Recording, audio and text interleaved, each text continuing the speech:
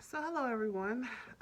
It's definitely been a long time since I've been online in any capacity, particularly making videos. I think the last time I was on YouTube, I did a review for an area rug, big whoop. But I normally don't put so much of my life on YouTube because it's, obviously open to the world. And Lord knows the last thing I want is for my whole life to be uh, put on blast for the whole world to scrutinize. But, you know, it is what it is at this point. But I recently made a decision to resign from a position that I've been in for at least the past 5 years. And you can see that from the title here. And I don't know. It's the middle of the night, it's after 11. And I'm like, I don't know. I just feel like I wanted to start a vlog or video journal, whatever you want to call it, um, just chronicling this new endeavor that I'm on, this new journey that I'm on. Um, that's one of the reasons I'm looking crazy online, but, um, yeah, I just decided that, one, I wanted to have a way to keep track of my journey, to keep myself accountable, to encourage myself along the way.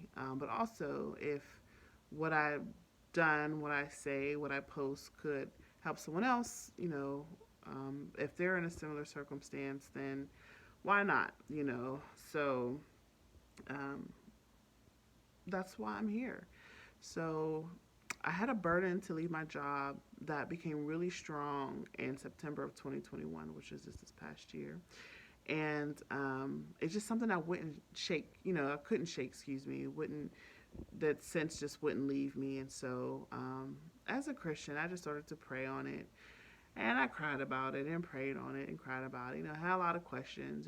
One, I know it's not a smart thing to do to leave a job when you don't have anything else lined up. I have less than $1,000 to my name. I have a mortgage. I have a dog. I have a car. Thank God I don't have any children. But I have a lot of responsibilities and I'm in school and things like that. And so it's like, why would you do that, with so much on your plate? And then we're in the middle of COVID still because, well, not the middle, but we're still in COVID. And so many people have lost close to everything but their lives. I mean, many people have obviously passed away, but for those who are still here, some of them have lost almost everything but their lives, and struggling to know how they're going to feed their family, to take care of themselves, and so it's like you're gainfully employed, you have a full time salary position, like why would you walk away from that? And then I started to kind of question, who would I be if I couldn't say that I was a therapist, and who would I be if I wasn't helping people in the way that I was at my old position, and so it was just a lot. And so I spoke to some people, and I prayed and cried and prayed and cried and prayed some more and cried some more, and it was interesting because one of the pastors I spoke to, she told me, she said, "Listen, I can't answer this question for you." And it's a tough one. She said, but the advice my husband always gives is to follow your peace. She said, because even if it is the right decision, it doesn't mean it's going to be an easy decision. And, you want to make sure you have peace about it. And she just began to share a little bit about what she's dealing with, and how even though she has current struggles, she's okay because she knows where she's supposed to be. And so she didn't think that was helpful advice, but that advice was really on par with what I needed. And so fast forward, my church is doing a fast, and I think a lot of churches do a Daniel fast, but we also have a conference that goes with ours. And it was interesting because all the days they scheduled were for Monday, Tuesday, Wednesday, and Friday, which were literally all the days that I have class. And the one Saturday that they did schedule, the speaker ended up getting sick, so they had to cancel his sessions. And so I get to the church, and the doors of the church were not open, and I was outside the gate. Lord, I don't want to be outside the gate. But so on MLK Monday, obviously they canceled class, so that opened up my schedule for me to be able to attend the conference. And it was interesting because we had a bad snowstorm that night, and um, and I'm in my 30s, but I just got my license last year during the summer, and so I had never driven in the snow up to this point. And everything in me was telling me, don't go, don't go, don't go. Like, it's going to be dangerous. You know, you don't have much experience on the road. You don't even know how to work your four-wheel drive. Like, like, Ash, like, be smart. But then there was another part of me that was like, look, Ash, there's really something here for you tonight, and you need to push your way through. This is the only night you can make it to the conference. Like, don't miss your blessing because of fear.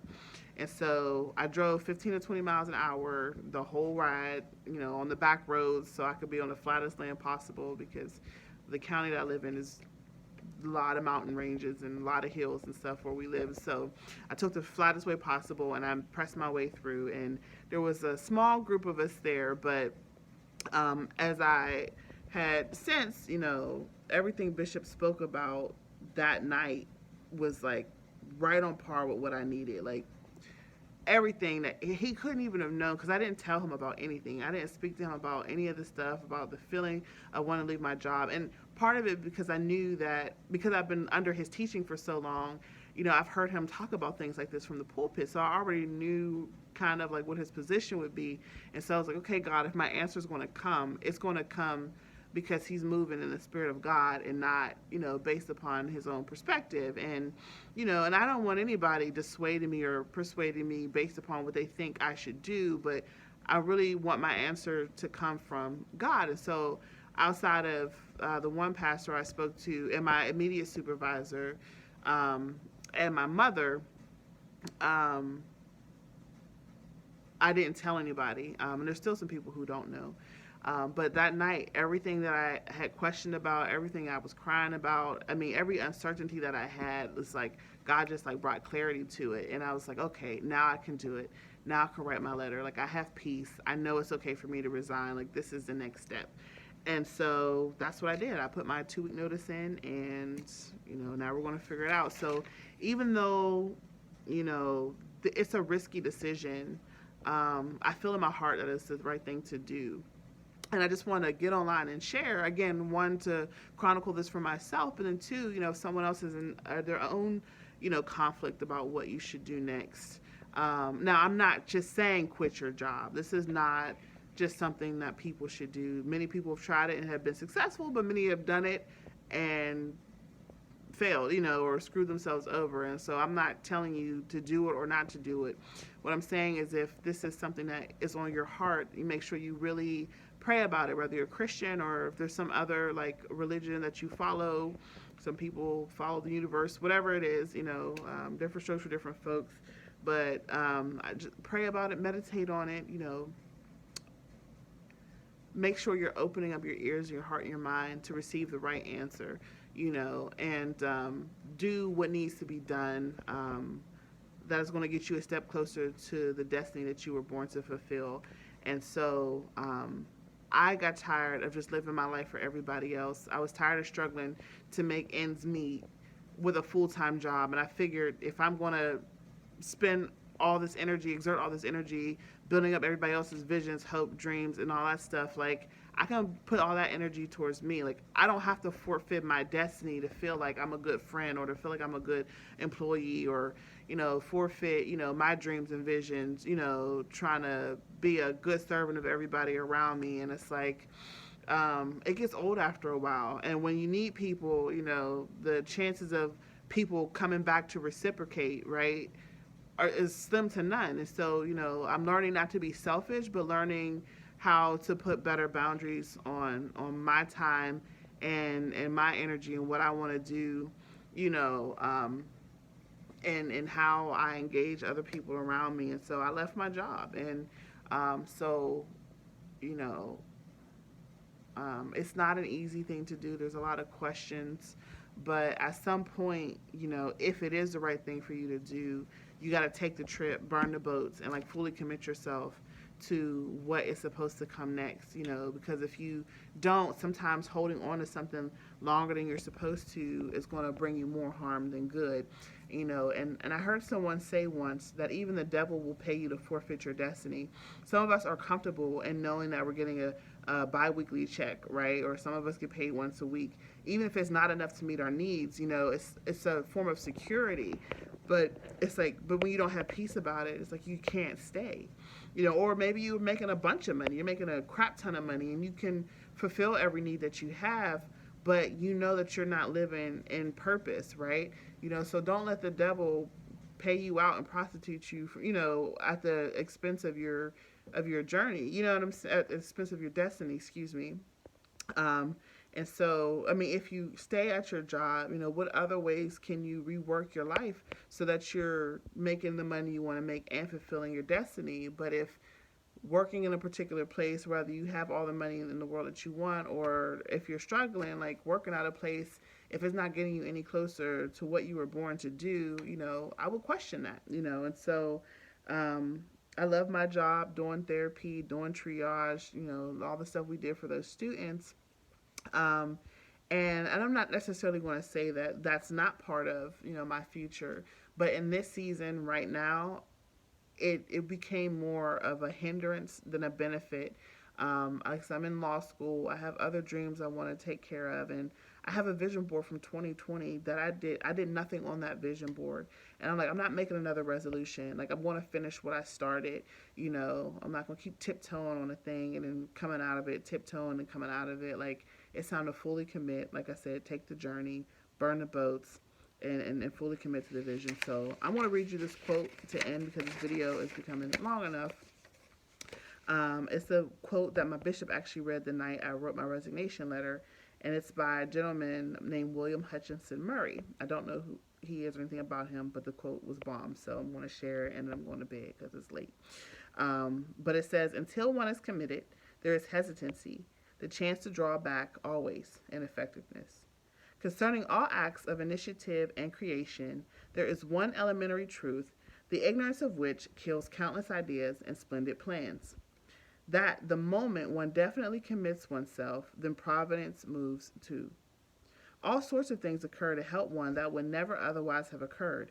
A whole stream of events issues from the decision, raising in one's favor all manner of unforeseen incidents, meetings, and material assistance, which no man could have dreamed would have come his way or her way.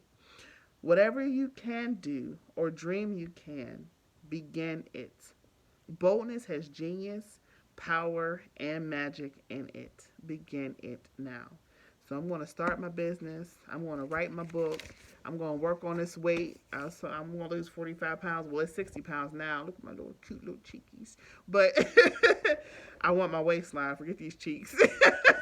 So, I'm going to fully commit myself to what I know I need to be doing for myself. And, I'm encouraging you that there's something holding you back, figure out what it is and move it out the way and push towards what God has for you or what the universe has for you, whatever it is that you believe, but push towards what was created to be yours and what you were created to have access to. So if not, you forfeit that for yourself, you forfeit that for the people around you, you forfeit that for the generations to come that are depending on the good choices that you make right now. So don't deny yourself or the world the benefit of walking in your purpose.